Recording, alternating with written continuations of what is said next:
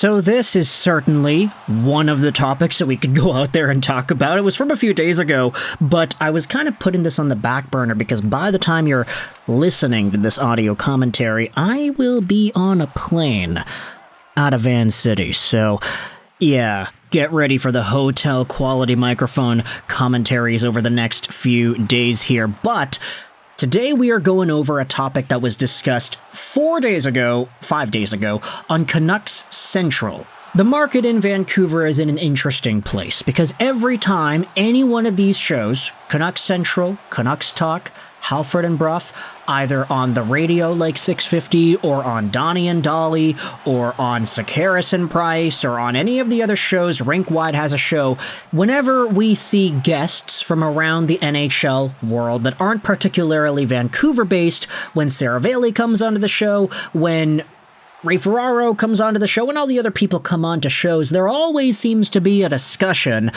about the Vancouver Canucks' recent trades, what they did to get rid of JT Miller, and how they used the assets to get Marcus Pettersson, and they got Filipino, and all this stuff.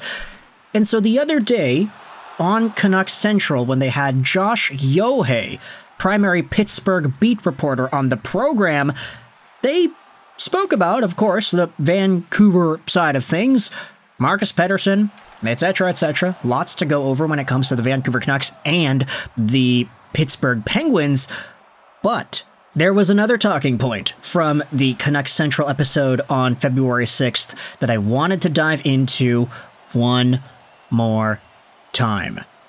This show is brought to you by ExpressVPN. Go out there and check out Express, and the first link in the description to save some money on your VPN, get some free months, and to support this YouTube channel all in the process. This is a tweet from Taj which describes the entire point that we're making here. Josh Yohei says about Sidney Crosby, everyone brings up Colorado, but Vancouver would make the most sense to me, given his relationship with Rick Tocchet and Jim Rutherford and all the former Penguins there. If he were ever to leave, not that I'm suggesting he would. And you know what? This got a few thousand views. The last time we talked about it, it was also a pretty big deal, but I wanted to dive into that idea because now Sidney Crosby, Sid the Kid, he is one of the most popular hockey players in the world at this moment, with Team Canada doing their practices, with Crosby playing with his buddy Nathan MacKinnon on the second line, and they've got Mark Stone too. Sure, a lot of people are going out there and questioning, hey, why don't you just put McDavid, Crosby, and MacKinnon on a line? Let's see it, baby. That might not be all too far-fetched, especially when you look at the power play. But with Crosby suiting up in what might be his final time for Team Canada, who really knows? I mean, the Olympics are next year. Who knows if he's good enough to make it then? He probably will be. Let's be honest, it's Sidney Crosby, for crying out loud. But because he is in the spotlight where everybody's talking about international hockey, they're bringing up points like, hey, Crosby and Doughty, these are the only two guys on Team Canada this year that were on the Team Canada 2010 Olympic winning squad in Vancouver. Of course, Sidney Crosby scoring the golden goal. There is a sentiment here around the hockey world that's buzzing around Sid and his future. The Pittsburgh Penguins are going to keep Sidney Crosby as long as he wants to stay in Pittsburgh. But the fact is, the Penguins are kinda trash this year. And so it would be reasonable if Pittsburgh were in a spot to, let's say, decide to go further down a rebuild. And if Crosby himself was like, okay, sorry guys, I can't stick around for this. I would rather take my talents elsewhere because I'm 37 years old. I'm still pretty good. One of the better players in the NHL, making a reasonable $8.7 million a year. He's on pace for 85 points this season, which was ridiculous. The amount of point-per-game years that Sidney Crosby has, especially at this stage of his career, it's outstanding. He is fantastic. But Sid the Kid could find himself in another jersey if he decides that he wants out. It's all going to depend on him. And there's always been that conversation about, oh, Nathan MacKinnon, the Colorado Avalanche. He's going to go over and play with the other Cole Harbour, Nova Scotia guy. But you do have to question whether or not Sidney Crosby is really equipped to being a secondary piece on a team like Colorado. This was talked about by Greg Wyszynski, actually, on Halford and Bruff, I think earlier last week, where the idea of Sidney Crosby potentially getting moved came up. And Wyszynski's main point was, firstly, in his mind, he would only really expect Crosby to accept a trade or request a trade if Evgeny Malkin was off the team.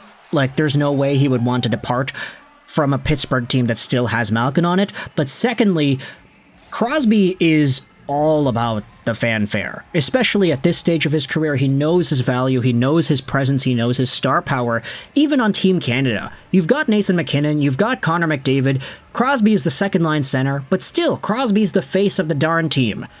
He knows that whichever team he goes to, there is a very good chance that he will take over most of the marketing, most of the excitement, most of the hype, or at least that's the expectation. There are, however, a few teams where if he gets traded to them, he doesn't necessarily become the number one guy. He becomes a secondary piece. In Colorado, he'll be technically behind Makar and MacKinnon in the overall fanfare exposition chart. In Edmonton, you could debate that McDavid's got a leg up on him. Maybe Draisaitl if you want. If he goes to Toronto, yeah, no, it's Austin Matthews still. If Crosby goes to Vancouver, he is the guy. He's the number one guy. Sure, Quinn Hughes is the captain, he is the best player on the team, sure, but because of the position differentiation, I think it's a lot easier to say, oh yeah, it's a Crosby team. He's with people that he knows, he's familiar with, Marcus Pettersson. He was familiar with Danton Heinen and Mark Friedman and Casey DeSmith and Ian Cole and all the other Penguins of yesteryear that had rotated in and around the Vancouver Canucks system. But, of course, Rick Tocchet, Jim Rutherford, those are the same guys we had talked about in the past, former Pittsburgh Penguins and names that Sid the Kid is very familiar with.